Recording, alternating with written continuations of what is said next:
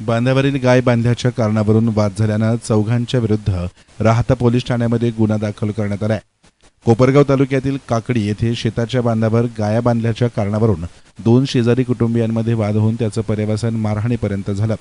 या प्रकरणी शिवीगाळ, मारहाण आणि जीवे मारण्याची धमकी दिल्याप्रकरणी राहाता पोलीस ठाण्यात चौघांच्या विरुद्ध गुन्हा दाखल करण्यात आलाय। याबाबत नामनेश गुलाब बैरागी वर्ष 32 राहणार सुतारवस्ती काकडी तालुका कोपरगाव यांनी राहाता पोलीस ठाण्यामध्ये फिर्याद दिली आहे। फिर्यादीनुसार मंगळवारी दिनांक 28 जुलै दुपारी 12च्या सुमारास त्यांनी आपल्या शेताच्या बांधावर गाय बांधली होती। त्यावेळी आरोपी अशोक जाधव, संदेश जाधव, विजया जाधव आणि अशोक जाधव यांनी तेथे जाऊन गाय येथे का बांधली यावरून फिर्यादीस जाब विचारत वाद घातला। वादाचं रूपांतर हाणामारीत होऊन आरोपींनी फिर्यादीस शिवीगाळ करत दमदाटी केली आणि लाथाबुक्क्यांनी मारहाण केल्याचा आरोप फिर्यादीमध्ये करण्यात आला आहे। याचबरोबर आरोपींपैकी एकानं फिर्यादीस जीवे मारण्याची धमकी दिल्याचंही तक्रारीत नमूद करण्यात आले। या प्रकरणी राहाता पोलीस ठाण्यात भारतीय न्याय संहिता BNS कलम 115(2), 352 आणि 352(2) अन्वये गुन्हा दाखल करण्यात आला असून पुढील तपास पोलीस हवालदार सफी पेटारे हे करतायत। नाव सुषमा बैरागी, मी काकडीची प्रॉपर आणि आम्ही मारुती देवस्थानची पुजारी तिथल्या काकडी गावातल्या।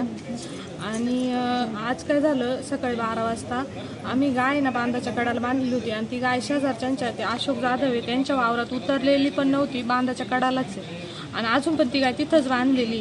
आणि त्यांनी लगेच आम्हाला शिवीगाळ द्यायला सुरुवात केली आणि त्यांची बायको आहे विजया जाधव म्हणून, ती माझ्या नवऱ्यावर मारायला धावून आली। माझे मिस्टर घराकडे पळाले तर त्यानंतर लगेच ते सगळे आले आमच्या दारामध्ये ना आम्हाला दांड्यांनी काठ्यांनी मारहाण केली आणि माझ्या पोटामध्ये पण लात मारली। मी 5 महिन्याची प्रेग्नंट आहे आणि गावातली देवस्थानची इनामी जमीन असून पण ते आम्हाला सारखा त्रास देते। आमच्याच वावरातून रोड आहे, वारंवार त्यांचा तो त्रास आहे। गावामध्ये काहीतरी मोऱ्या ग्रुप म्हणून ग्रुप आहे, त्या ग्रुपच्या आम्हाला वारंवार धमकी देतात की आम्ही तुम्हाला मारून टाकू, जाळून टाकू, रात्रीचं येऊन तुमचं एकटं घर आहे बैराग्याचं, तुम्ही काय करणार आहे, तुमची जमीन हिसकून घेऊ, गावातून बाहेर काढू, सारखे वारंवार तोच त्रास आहे सर आम्हाला। आम्ही वैतागलोय त्या त्रासाला।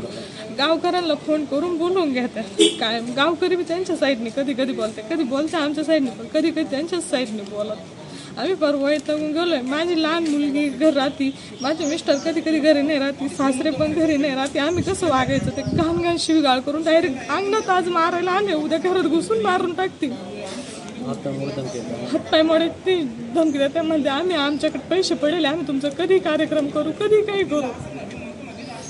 गावकऱ्यांनी पण सपोर्ट करायला पाहिजे ना, गावकरी पण सपोर्ट नाही करते। आमच्याच वावरातून ते जाते, त्यांची गाडी रस्ता आमच्या वावरातून आहे, कसं वागायचं? पुजाऱ्याला जर असं करायला लागले तर कसं आहे? आणि आमचं बैराग्याचं एकच घर आहे गावामध्ये, कोणचा सपोर्ट नाही, काय नाही। इनामी जमीन आहे, पीठ मागून खाणारे लोक आहे आम्ही, दुसरं आम्हाला आणि जमीन काय आम्हाला आता नाही मिळालेली, 5 पिढ्यांची जमीन आहे ती। सासरे रेग्युलर देवपूजा वगैरे करत आहे, मग यांना काही प्रॉब्लेम आहे का बरं त्रास देत आहे? आता पोलीस स्टेशन मध्ये आलं, तुम्ही काय कंप्लेंट दिली, काय झालं? कंप्लेंट दिली, ते म्हणते चॅप्टर केस दाखल करा, पण आम्हाला नाही करायची चॅप्टर केस दाखल। तुमचं काय म्हणणं आहे? आम्हाला पुढं हे करायचंय, लोकांपर्यंत पोहोचलं पाहिजे आमचं सगळं।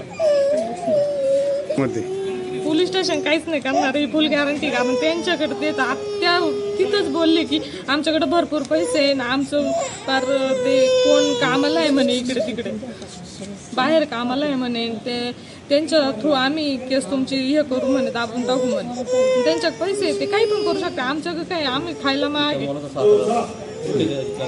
त्या मुलाचा सासरा विखेंच्या गाडीवरती कामाला आहे, त्याच्यामुळे त्यांचं तेच होणार आहे, आमचं कोण गरिबाचं ऐकणार आहे?